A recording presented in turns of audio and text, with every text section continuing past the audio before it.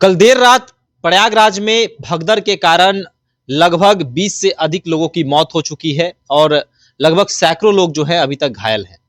इसकी आधिकारिक पुष्टि नहीं की गई है, लेकिन सूत्रों के हवाले से जो खबर है कि यह भगदड़ जो है इस प्रकार का था जी, लोग इधर से उधर दौड़ने लगे, भागने लगे और साफ तौर पे कहा जा सकता है कि देर रात प्रयागराज में जो है एक अजब सा माहौल जो है क्रिएट हो गया। जो श्रद्धालु हैं, जो गंगा स्नान, संगम स्नान करने गए थे, उन लोगों ने कहा, बताया कि जिस तरह का माहौल था, सभी डरे हुए हैं, सहमे हुए हैं और अब लोग जो है अब घर वापसी को हैं। देखिए, इसको लेकर सरकार प्रशासन पर भी जो है सवाल उठाए जा रहे हैं। योगी सरकार पर विपक्षी पार्टियों ने भी कई तरह के सवाल उठाए हैं। देखिए, इस भगदड़ को लेकर और प्रयागराज में जिस तरह से कुंभ लगा हुआ है, इसको लेकर बातचीत करने के लिए मेरे साथ पूर्व आईपीएस ऑफिसर अमिताभ दास सर मौजूद हैं। सर, भगदड़ जिस प्रकार की हुई है, कैसे देखते हैं इस भगदड़ को? क्या सरकार की नाकामी है? और जिस प्रकार सरकार तमाम दावे कर रही है, जिस प्रकार मोबाइल फोन में, सोशल मीडिया में तमाम रील्स आ रहे हैं कि बहुत अच्छी व्यवस्था है, क्या ये तमाम चीजों का पोल खोल रहा है या भगदड़? देखिए, जैसा आपने बताया, रात में 2 बजे के आसपास ये भगदड़ मची है और ये मौनी अमावस्या वाला स्नान था। कुछ खास स्नान माना जाता है इसको, बहुत लोगों के पाप धुल जाते हैं और इसी में ये भगदड़ मची और उसमें कहा जा रहा है कि 20 लोगों की मौतें हो चुकी है और बहुत सारे लोग घायल हैं। देखिए, मौत का आंकड़ा तो बढ़ेगा। अभी जो बातें आ रही है उसमें लगता है 100 को पार कर जाएगा, क्योंकि बहुत लोग लापता हैं, बहुत लोग घायल हैं। धीरे धीरे अस्पतालों में वो लोग दम तोड़ेंगे। जिनको अभी लापता कहा जा रहा है उनको उनकी मौत होगी। जो है दुर्भाग्यपूर्ण है और इसके लिए, इस भगदड़ के लिए, इस त्रासदी के लिए सब लोग जिम्मेदार हैं। सरकार में जो राजनेता बैठे हैं वे जिम्मेदार हैं, मीडिया वाले जिम्मेदार हैं, है ना, प्रशासन जिम्मेदार है, पब्लिक जिम्मेदार है। देखिए, ये कुंभ जो है ये सैकड़ों साल पुरानी परंपरा है, ये कोई आज नहीं शुरू हुआ है। लेकिन पिछले कुछ सालों से मैं देख रहा हूँ इसका बिल्कुल, मतलब आप कह सकते हैं, राजनीतिकरण कर दिया गया है और इससे एकदम लगता है राजनीतिक फायदा लेने की कोशिश की जा रही है। अभी भी इसमें योगी आदित्यनाथ हैं या नरेंद्र मोदी हैं, ये लोग सब ने इसको एक बना दिया कि जैसे कि हमने इलाहाबाद का नाम बदल दिया, प्रयागराज कर दिया, कुंभ मेला हो रहा है एकदम सनातन धर्म के लिए। ये वो पूरा एक, आप कह सकते हैं, पॉलिटिकल सर्कस बना दिया गया है। जिस तरह जो हमारे तड़ीपार गृह मंत्री अमित शाह नंग धड़ंग होकर वो डुबकी मार रहे हैं, मतलब एकदम एक पॉलिटिकल सर्कस बना दिया है कुंभ मेला को, जो कि नहीं होना चाहिए था। यदि ठीक है, यदि लोगों की आस्था है तो वहीं तक रहने दीजिए। मीडिया की देखिए बहुत गलती है। मीडिया ने बिल्कुल एक हिस्टीरिया पैदा कर दिया कुंभ को लेके।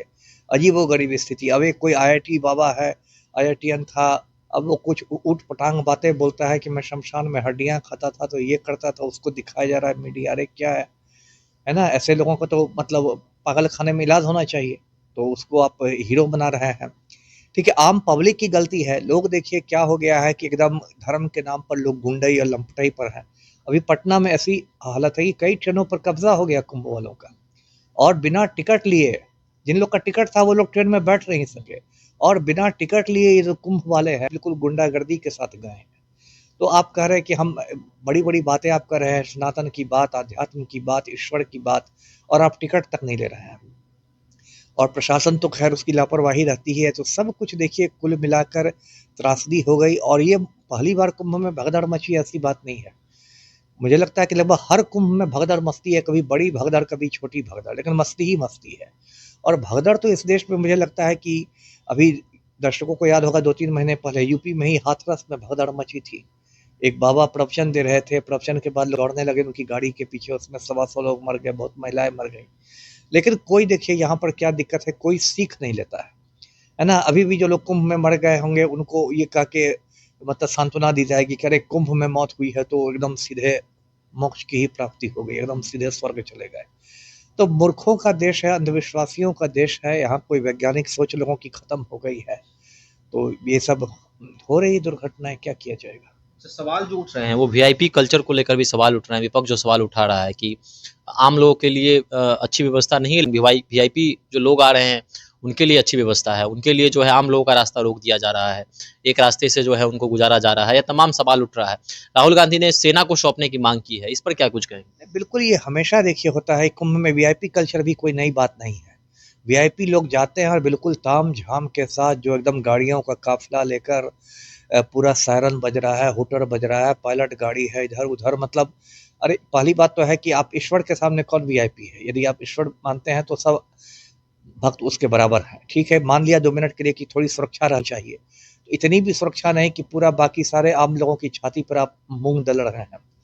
लेकिन ऐसा होता है, पहली बार नहीं हुआ है, हमेशा ऐसा होता है। उसके लिए ट्रैफिक रोक दिया जाएगा, बैरिकेडिंग कर दी जाएगी जगह जगह। और देखिए, अब मान लीजिए सेना को भी दिया जाता है, मान लीजिए, तो सेना की भी अपनी सीमाएं हैं, है ना। यहाँ जो भीड़ तंत्र की समस्या, देखिए मैं तो भगदड़ की बात पढ़ रहा था आज, तो मुझे अपना समय याद आ रहा था जब मैं देवघर का एसपी हुआ करता था, 98 की बात है।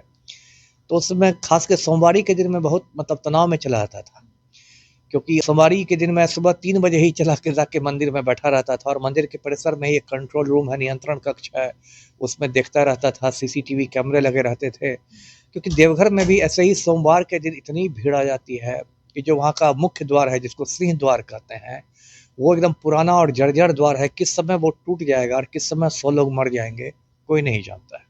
तो सोमवारी की जब शाम में पूजा खत्म होती थी, जब मंदिर बंद होता था साफ सफाई के लिए, तब जान में जान आती थी कि चलो एक सोमवारी निकल गई। सावन में 4 सोमवारी तो होती है, किसी किसी तरह 5 सोमवारियां भी होती है।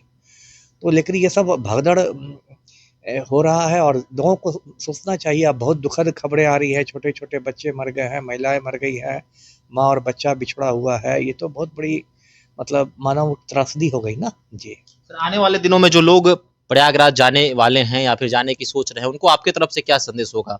अपने आप को सुरक्षित कैसे करें? कैसे जो है अरे सुरक्षित तो यही करें कि जाए ही नहीं। मैं तो यही कहूँगा, सीधी बात। अभी मैं देख रहा था कि रेलवे ने बहुत सारे जो कुंभ स्पेशल ट्रेनें हैं, उनको रद्द कर दिया है, और एक तरह से ठीक किया है, क्योंकि जो भीड़ ऑलरेडी वहाँ पहुँच गई है, वो भीड़ संभल ही नहीं रही है, तो और भीड़ उसमें जोड़ने से क्या फ़ायदा।